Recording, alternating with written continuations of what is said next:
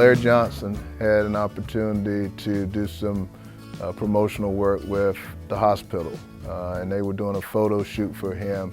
And having played the game of basketball, played in college, and just dreaming of playing in the NBA, in production companies, they want the lighting and everything to be perfect for their photography. And so because I'm sort of a big guy, not quite as big as Larry, but sort of physically like him and same sort of complexion, I got the opportunity to sit in for about 4 hours while they got all the lighting and everything ready for Larry's photo shooting. So he came in, sat down for about 15 minutes in the chair I had been sitting in for 4 hours. They do snap, snap, and he's out of there. You know, and obviously his time was probably a lot more valuable than mine, but I remember just the sense of having on his uniform and how awesome that was that day, even though I never got to actually play on the court, just to have on the NBA uniform.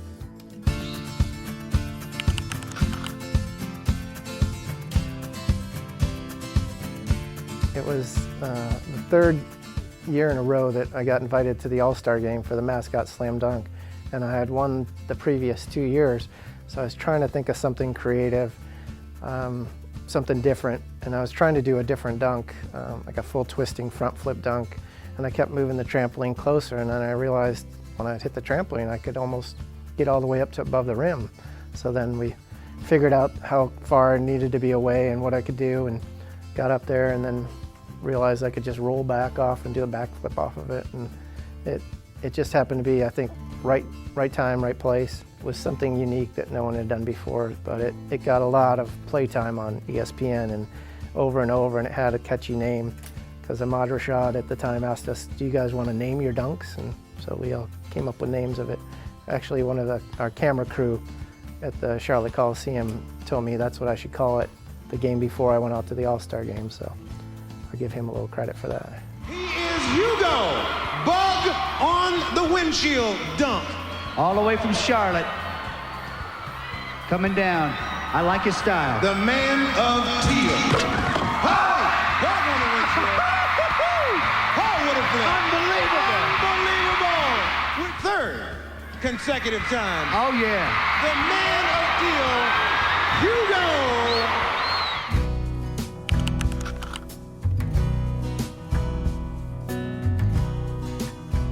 I had to go and make an appearance with Tim. We were going to Belk's in Salisbury.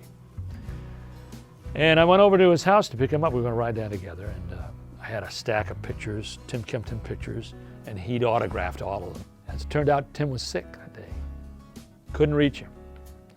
Called the team. They sent somebody over. He said, no, Tim's not going to Salisbury. You're going to have to go by yourself. So I wondered what that was going to be about.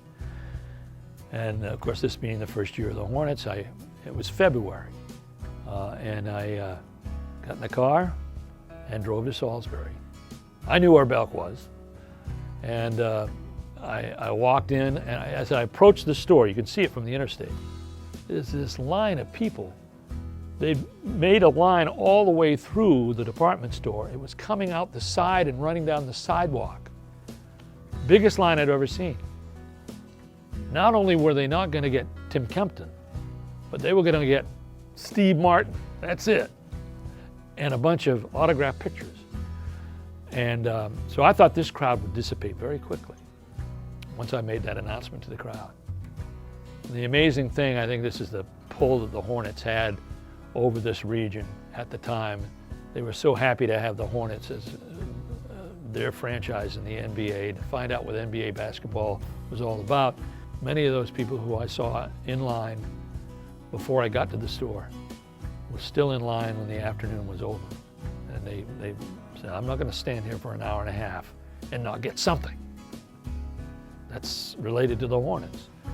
And so they each got an autographed picture. I signed, posed for pictures, and whatever, you know, and nobody seemed to be disappointed at all. They were just, hey, here's somebody from the Hornets, somebody that, we didn't have many games on TV, so I was kind of a link through radio.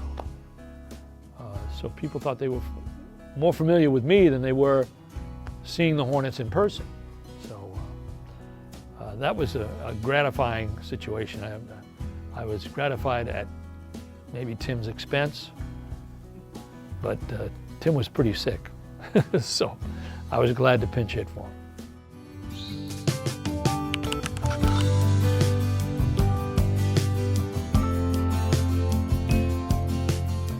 There was a guy, the billboard man, who went up there until I think the Hornets won 2 straight games. He was up there a long time. He became a celebrity, and I thought, I gotta write about this guy.